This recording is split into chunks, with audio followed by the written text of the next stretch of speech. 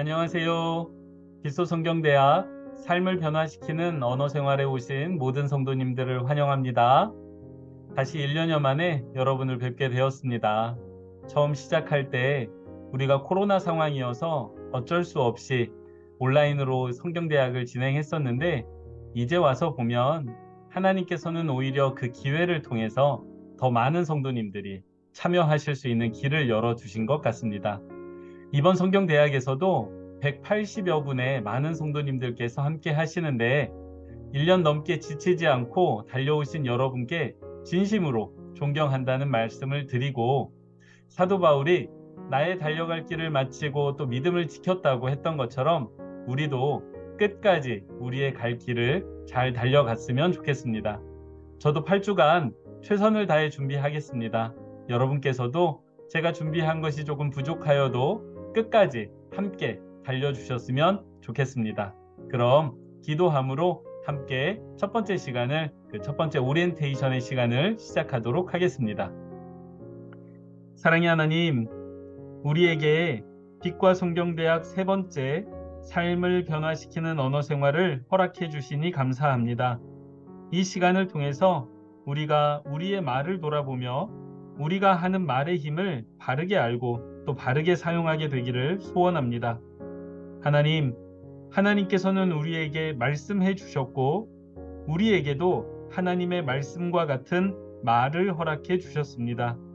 하나님의 말씀은 세상을 창조하고 질서를 세우며 사람을 살리고 인도하시는 말씀이었는데, 오늘 우리의 말은 세상을 어지럽히고 우리를 죄 가운데 빠뜨리며 다른 이에게 상처 주고 아프게 할 때가 참 많습니다. 이런 우리의 말이 하나님의 말씀을 닮아가기를 소원합니다. 그래서 우리의 말도 세상을 아름답게 하고 내 주변의 사람들을 위로하며 무엇보다도 내가 사랑하는 가족을 사랑하는 데 쓰임받는 말이 되게 하여 주옵소서. 하나님, 이제 8주간의 짧지 않은 여정을 시작합니다. 우리가 함께 이 여정을 시작했으니 끝까지 함께 동행하게 하여 주옵소서. 또한 8주간의 여정을 통해서 우리가 스스로를 돌아보고 우리를 변화시켜 나가는 그 과정이 기쁨이고 또 즐거움이 될 수 있도록 인도하여 주옵소서. 나 자신이 변하는 기쁨, 내 주변이 변하는 기쁨, 내 가족이 변하는 기쁨이 우리 안에 충만하게 하여 주옵소서. 그렇게 우리 한 사람 한 사람을 하나님께서 붙잡아 주시고 또 인도해 주시기를 간절히 바라고 소원하오며, 또한 무엇보다도 부족한 사람이 강의하는데 하나님께서 선용하여 주시고 하나님께서 은혜 베풀어 주실 것을 믿으며 사랑 많으신 예수님의 이름으로 기도합니다. 아멘. 예, 먼저 우리는 왜 우리가 언어 생활을 살펴봐야 하는지 그 이유에 대해서 생각해 보려고 합니다.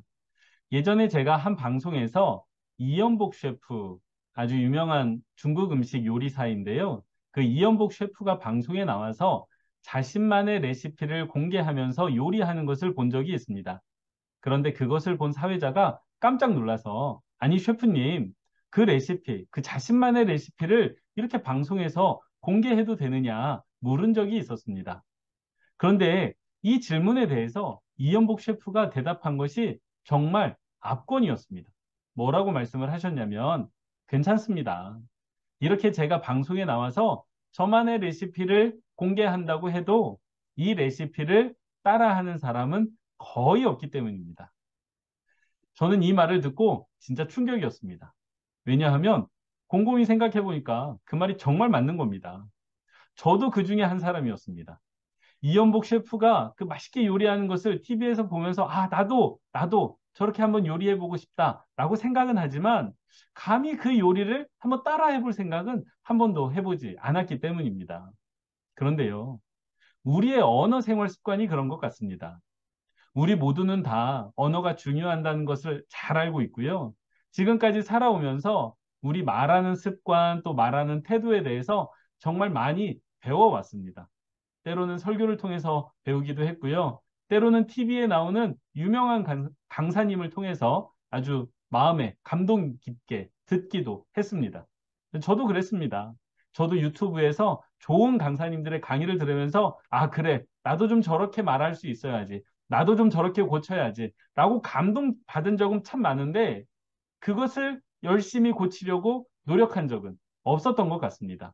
마치 이연복 셰프의 레시피를 보기만 할 뿐 그것을 따라하지 않는 모습이 바로 저의 모습이었던 것입니다. 그럼 우리의 언어 생활은 언제 바뀌게 될까요? 그것은요, 우리가 그냥 보고, 듣고, 감동받는 데서 그치지 않고, 직접 그것을 해볼 때, 내 삶에서 고치려고 애를 쓸 때, 단 하나라도 바꿔보려고 실질적으로 레시피를 보고 직접 요리를 따라 해볼 때, 마침내 우리는 우리의 언어 생활이 바뀌게 될 것입니다. 우리의 언어 생활을 왜 살펴봐야 하냐고요? 무엇이 문제인지를 먼저 알아야 되고, 그리고 그것을 바꾸기 위해 실제로 한번 해보기 위해서 우리는 들여다 봐야 합니다. 이어서 우리는 말이 얼마나 중요한지 한번 생각해 보도록 하겠습니다. 성경은요, 수도 없이 정말 많이 우리가 하는 말이 얼마나 중요한지 강조하고 있습니다. 홍보 영상에서도 제가 인용했던 말씀이 잠언 18장 21절 말씀인데요. 지금 여러분께서 보고 계십니다. 죽고 사는 것이 혀의 힘에 달렸나니 혀를 쓰기 좋아하는 자는 혀의 열매를 먹으리라. 아멘. 그러니까 성경은요, 사실 우리 인생의 흥망성쇠, 죽고 사는 문제가 우리가 하는 이 말에 달려 있다라고 이야기합니다. 그리고 우리는 우리의 말은 반드시 열매를 맺기 마련이고 그냥 우리의 말이 흩어지는 게 아닙니다. 어디로 사라지는 게 아니고 우리가 하는 이 말이 반드시 열매를 맺기 마련이고 우리는 다른 열매가 아니라 우리 말의 열매를 먹고 있다고 이야기하고 있습니다. 그런데 생각해 보면 실제로 그렇습니다. 우리가 존경하는 사람들, 그 존경하는 분들을 가만히 들여다보면요. 그분들은 하나같이 말이 정제되어 있고 또 말이 허황되지 않고 진실됩니다. 그리고 결정적으로요. 말과 삶이 일치하는 것을 보게 됩니다. 즉, 말이 맺는 열매가 삶에 나타나고 있는 것이지요. 그러니까 우리가 하는 말이 얼마나 중요합니까? 우리가 하는 이 말을 잘 다스려야 우리 인생도 평안하고 우리 인생에서 좋은 열매도 거둘 수 있다는 것입니다. 특별히 이번에 청년들이 조금 신청을 하셨습니다. 말씀을 따라 한번 생각해 보면은요, 말은 우리 청년들의 미래와 직결됩니다. 우리 청년들 만나보면 말을 참 예쁘게 합니다. 지금도 사실 너무 잘하고 계시지만 이번 성경대학을 통해서 우리 말을 조금 더 성숙하게 훈련해서 여러분의 미래가, 여러분의 앞으로 다가오는 삶이 더 나은 삶을 이루어갈 수 있으면 좋겠습니다. 또 청년뿐만이 아니지요. 우리 모든 성도님들께서 이번에 우리의 말을 바꿈으로 인해서 우리 말을 통해서 맺혀지는 삶의 열매가 더 풍성하고 더 아름다운 열매들이 맺혀지기를 바라겠습니다. 그럼 우리가 하는 말이 왜 이렇게 우리의 인생을 좌우하는 힘이 있을까요? 그것은요, 우리가 하는 말에는 놀랍게도 창조의 힘이 있기 때문입니다. 이것을 우리가 잘 이해하기 위해서는요, 먼저 하나님의 말씀을 조금 살펴야 합니다. 하나님께서 세상을 창조하실 때 무엇으로 창조하셨죠? 말씀으로 창조하셨습니다. 빛이 있으라 했더니 빛이 있었던 것이지요. 그런데 사실 우리는 이게 쉽게 이해가 되지 않습니다. 왜냐하면 빛이 있어라 그랬더니 빛이 있었고 또 동물이 있어라 그랬더니 동물이 있었다. 이게 말이 되느냐라고 생각을 하게 됩니다. 그런데 하나님은 그때부터 지금까지 언제나 말씀으로 일하고 계시고 말씀으로 창조하고 계십니다. 이제 그거를 제가 말씀을 드릴 텐데요. 성경에 보면 그 천지 창조뿐만이 아니고 하나님께서 이스라엘 백성을 애굽에서 꺼내서 가나안 땅으로 이끌어 가실 때에 이끌어 가셨던 사건이 있지요. 출애굽 사건인데요. 그때 하나님께서 먼저 무엇을 하셨냐? 말씀을 하셨어요. 약속을 하셨어요. 내가 너희를 애굽에서 꺼내서 저 약속의 땅 가나안 땅으로 데리고 가겠다라고 말씀을 하셨고 이후에 그 말씀이 어떻게 되죠? 이루어졌습니다. 하나님의 말씀은요. 허황된 말씀이 없으세요. 하나님이 말씀하시면 그대로 이루어집니다. 그게 이제 성경에서 정말 많이 나오는 것들인데요. 근데 이 말씀의 창조의 힘이 지금 우리의 삶 가운데서도 이루어지고 있습니다. 제가 이제 신방을 많이 다니고 있는데 신방을 다니다 보면 우리 성도님들이 그 하나님의 말씀, 성경 말씀에 은혜를 받고 또 위로를 받습니다. 그 이유가 무엇일까요? 그 성도님들의 삶에 다가오는 그 말씀이 위로가 되고 은혜가 되고 힘이 되는 까닭은요. 그리고 실제로 치유의 힘이 있는 까닭은요. 이 말씀이 창조의 힘이 있기 때문입니다. 실제로 이번 주중에 있었던 신방에서도요. 우리 참 쉽지 않게 살아왔던 그 집사님이 하나님의 말씀 한 구절에 지금까지 힘겹게 살아왔던 그 인생이 위로를 받고 또 눈물을 흘리시는 모습을 보았습니다. 그게 저의 힘이었을까요? 저는 절대로 그렇게 생각하지 않습니다. 그때 그 성도님을 위로하고 또 치유할 수 있었던 것은요, 절대적으로 말씀의 창조의 힘입니다. 그런데요, 이게 왜 중요하냐면, 우리 사람은 하나님의 형상을 가지고 있습니다. 그리고 그 중에서 우리가 하는 이 말은요, 하나님의 말씀을 닮았습니다. 물론 하나님의 말씀과 우리의 말은 같지 않습니다. 하지만 분명히 닮았습니다. 하나님께서 말씀으로 모든 것을 창조하셨던 것처럼요. 우리도 우리의 말로써 모든 것을 망칠 수도 있고 말로써 많은 것을 이룰 수도 있습니다. 실제로 우리의 말에도요. 창조의 힘이 있다는 것입니다. 그것을 보면 우리가 하나님의 형상을 가지고 있는 게 맞습니다. 우리는 우리의 말로 관계를 지켜낼 수도 있고 관계를 완전히 깨뜨릴 수도 있습니다. 우리는 우리의 말로 사람의 영혼을 세우고 마음을 위로할 수도 있지만 그 사람의 영혼을 무너뜨리고 망가뜨릴 수도 있습니다. 실제로 이것을 방송에서 실험한 적이 있습니다. 한 10여 년 전에 EBS 방송에서 아이들을 대상으로 아주 재미있는 실험을 했습니다. 그 당시에 아이들을요, 두 그룹으로 나누었습니다. 첫 번째 그룹은 예의 그룹, 두 번째 그룹은 예의가 없는 무례 그룹으로 나누었습니다. 그래서 이 예의 그룹 안에 아이들에게는요, 용서하다, 따스한, 공손한, 예쁜, 겸손한, 화해하다와 같이 아주 좋은 단어들, 부드러운 단어들, 아주 예쁜 단어들을 쭉 펼쳐주면서 그 단어들을 조합해서 새 문장을 만들려고 했습니다. 반대로 그 무례한 그룹의 아이들에게는요, 도망가다, 비웃다, 못마땅하다, 도둑, 분노, 때리다, 이런 공격적인 단어들을 주면서 똑같이 새 문장을 만들라고 했습니다. 그렇게 두 그룹에 있는 아이들이 새 문장을 만든 이후에 그 다음 단계로 넘어가기 위해서 학교 복도를 지나가게 했습니다. 그리고 그 학교 복도를 지나가는 동안에 아주 의도적으로 한 아이와 어깨를 부딪히게 했습니다. 그리고 그 아이들이 어떻게 반응하는지를 관찰했습니다. 결과는 놀라웠습니다. 부드럽고 좋은 단어들로 문장을 만들었던 4명의 아이들 가운데 3명은 자신의 어깨를 부딪히고 지나가는 그 아이에게 화를 내거나 어떤 공격성을 보이지 않았습니다. 단 한 명의 아이만 화를 냈었는데요. 반대로 그 공격적이고 좋지 않은 단어들로 문장을 만들었던 그 무례 그룹 안에 속해 있던 4명의 아이들 중에서는 3명의 아이들이 화를 내고 한 명만 화를 내지 않는 모습을 보여주었습니다.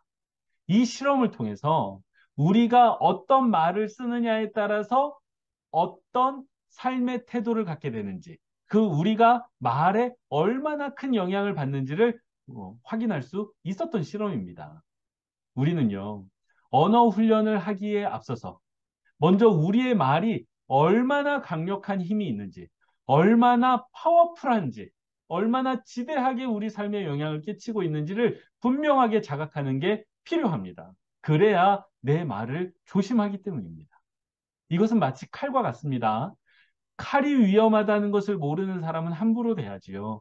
하지만 칼이 위험하다는 것을 우리 엄마들, 우리 아빠들은 다 압니다. 그래서 아이들에게 엄청 조심시키잖아요. 그런 것처럼 우리의 말이 얼마나 힘이 있다는 것을, 얼마나 힘이 있는 그 창조의 힘이 있다는 것을 알아야만 우리는 말을 조심할 수 있고 배워가려는 태도를 갖게 됩니다. 두 번째로 우리가 언어 생활을 훈련해야 되는 까닭은요. 우리 모두가 말을 하고 있기 때문입니다.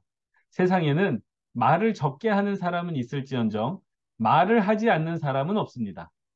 심지어 말을 하지 못하는 저희 집 아이도 말을 하고 있습니다. 울음으로 말을 하고요. 몸짓으로 말을 합니다. 심지어 장애를 가져서 말을 하지 못하는 분들도 어떻게든 그 말을 통해서 자신만의 말을 통해서 모든 것을 표현합니다. 그래서 우리는 우리의 말을 통해 우리의 생각도 전하지만 우리 삶의 희노애락을 다 표현합니다. 제가 저희 집에서 기다리고 있는 말이 있습니다. 그게 뭐냐 하면 바로 아빠라는 말입니다. 저희 집 딸아이가 언제 그 말을 할까? 진짜 궁금하고요. 너무나도 기다리고 있습니다. 반면에 제가 두려워하는 말도 있습니다. 언젠가는 만나게 되겠지만 정말 만나고 싶지 않은 말도 있습니다. 그것은 뭐냐 하면 제 부모님이 이 땅을 떠나시는 순간 저와 함께 나누게 될 말입니다. 지금 기대하기는 사랑한다, 고맙다, 이런 말들을 저와 저희 부모님이 나누게 되기를 바라고 또 그렇게 된다면 얼마나 좋을까요? 하지만 그 말을 할 수 있을지, 또 그 말을 들을 수 있을지, 그 말을 나누는, 그 대화를 나누는 순간이 나에게 허락될지 우리는 장담할 수 없습니다. 이처럼요, 우리 인생의 가장 중요한 순간들을 돌아보면 그 중요한 순간들에는 항상 무엇이 있었느냐? 말이 있습니다. 우리 모두는 말을 통해서 우리 인생에 이렇게 중요하고 또 전하고 싶은 것들을 전하고 있습니다. 그래서 우리는 말이 너무나도 중요하기 때문에 이렇게 말로써 우리 인생을 풀어가고 있기 때문에 우리는 말을 훈련해야만 합니다. 마지막으로 왜 언어 생활을 우리가 훈련해야 하냐면 우리 말이 혼란에 빠져 있기 때문입니다. 만약 지난 일주일간 내가 한 말을 녹음해서 사람들 앞에 들려준다고 상상을 해보면 정말 끔찍하지 않습니까? 그것을 허락할 수 있는 사람이 얼마나 될까요? 아마 한 사람도 없지 않을까 싶습니다. 왜일까요? 우리는 스스로 아는 겁니다. 우리가 하는 이 말이 정제되지 않았고 부끄러운 말들을 정말 많이 하고 있다는 것을 우리는 잘 알고 있습니다. 그렇게 우리의 말은 지금 혼란에 빠져 있습니다. 그래서 우리는 항상 우리가 했던 말을 돌아보면서 또 훈련할 수 있어야 합니다. 그래야 혼란에 빠진 우리의 말을 구할 수 있지 않겠습니까? 이런 세 가지 이유로요. 말이 창조의 힘을 가지고 있기 때문에 그리고 우리 모두는 말을 하면서 우리 인생을 살아가고 있기 때문에 그리고 세 번째로 우리가 하는 말이 혼란에 빠져 있기 때문에 우리는 우리의 언어 생활을 돌아보며 또 훈련할 수 있어야 합니다. 그렇다면 우리는 삶을 변화시키는 언어 생활을 통해 무엇을 훈련해야 할까요? 먼저 우리는요, 말하는 기술을 배우지는 않을 겁니다. 왜냐하면요, 우리가 실질적으로 말하는 기술에 대해서는 유튜브에서 가르쳐 주시는 분들이 너무 많습니다. 그리고 너무 잘하시더라고요. 그런데 단지 그분들이 이미 하고 있고 너무 잘하고 있기 때문에 그것을 하지 않는 것은 아니고요. 사실 말하는 기술을 저희가 이번에 다루지 않으려는 까닭은요. 그것이 그 말하는 기술이라는 것이 우리 언어 생활의 근본적인 처방이 아니기 때문입니다. 그러면 우리 훈련을 위한 근본적인 처방이 무엇이냐? 그것은요. 바로 마음입니다. 우리의 마음이에요. 우리의 말은 어디에서부터 비롯되느냐? 우리 말의 근본이 어디냐라고 따져 들어가 보면 바로 우리의 마음으로부터 우리의 말이 비롯되는 것을 알고 있기 때문에 우리는 말의 근본인 마음을 훈련하려고 합니다. 실제로 누가복음 6장 34절에서 43절에서 45절을 보면 예수님께서 이렇게 말씀을 하십니다. 여러분께서 보고 계시는데요. 못된 열매 맺는 좋은 나무가 없고 또 좋은 열매 맺는 못된 나무가 없느니라. 나무는 각각 그 열매로 아나니 가시나무에서 무화과를 또 찔레에서 포도를 따지 못하느니라. 여기까지 너무나도 당연한 말씀이죠. 못된 나무는 못된 열매 맺는 거고 좋은 나무는 좋은 열매 맺는 것입니다. 마치 그런 것처럼 선한 사람은 마음에 쌓은 선에서 선을 내고 악한 자는 그 쌓은 악에서 악을 내나니 여기서부터가 중요합니다. 이는 마음에 가득한 것을 우리 마음에 가득한 것을 입으로 말함이니라. 아멘. 예수님께서 이 말씀을 왜 했느냐? 이 말씀을 하신 그 이유가 우리 마음과 우리 말의 상관관계를 설명하시기 위해서 이것이 아주 매우 밀접하게 연관되어 있다는 것을 설명하기 위해서 말씀하고 계십니다. 마치 사과나무가 사과 열매를 맺는 것처럼, 포도나무가 포도 열매를 맺는 것처럼, 사람은 그 마음에 있는 것이 그대로 입에 열매되어서 나온다는 것을 말씀하시려고 이 누가복음 6장 43절에서 45절 말씀을 하셨습니다. 여러분, 요즘 내가 내 말에 짜증이 많다. 그렇다면 우리 마음을 한번 들여다보십시오. 우리 마음에 분명히 짜증이 많을 것입니다. 반면에 요즘 내 말이 참 편안하고 또 많은 사람들을 위로하는 말을 하고 있다. 그렇게 내 마음을 들여다보면요. 내 마음이 편안하기 때문에 그런 말을 하고 있다는 것을 알게 됩니다. 그래서요. 결국 우리는 우리 마음을 바꾸지 않으면 우리 말이 바뀌지 않는다는 것을 깨달아야 합니다. 말하는 기술을 배워서는요, 잠깐 말이 바뀐 것처럼 보일 수 있지만 사실 결국에는 우리 마음이 바뀌지 않으면 결국 원래대로 돌아가게 되어 있습니다. 그래서 우리가 시도하려는 것은요, 우리의 마음을 바꿔서 우리의 말을 바꾸고 우리 입술의 말을 바꿈으로써 우리 삶을 바꾸려는 시도를 할 것입니다. 여기에 우리가 하는 언어 훈련에 차별점이 있습니다. 일반적인 언어 훈련이 단순히 말하는 기술에 집중한다면 우리 그리스도인의 언어 훈련은 우리 내면에 집중하고 우리 마음의 변화를 통해 우리의 언어를 훈련하려는 것입니다. 그렇다면 우리 마음을 어떻게 바꿔갈 수 있을까요?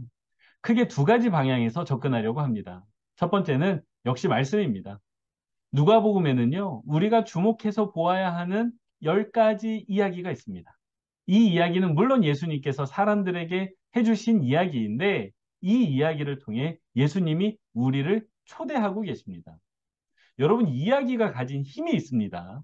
이야기는요, 그 이야기를 듣는 사람으로 하여금 그 이야기 안에 들어오게 하는, 그 초청하는 힘이 있습니다. 그래서 우리가 그 예수님께서 우리에게 들려주시는 그 이야기 속으로 들어가 그 예수님의 말을 배우고 예수님의 언어를 통해 우리의 마음을 바꾸는 작업을 하려고 합니다.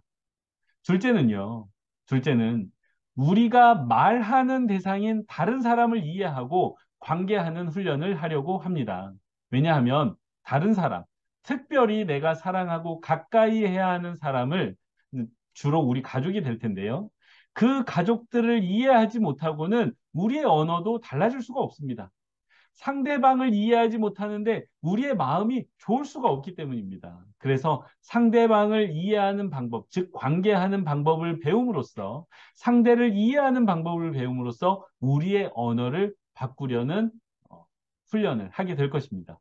사실 다른 사람을 이해할 수 있는 도구가 많은데요. 우리는 특별히 게리 체프먼의 사랑의 5가지 언어라는 그 도구를 사용해서 이 작업을 진행하려고 합니다. 예, 여기까지가 이제 우리가 앞으로 해나갈 삶을 변화시키는 언어 생활에 대한 오리엔테이션이었고요. 오늘 첫 번째 강의를 마치고 과제 한 가지를 드리려고 합니다.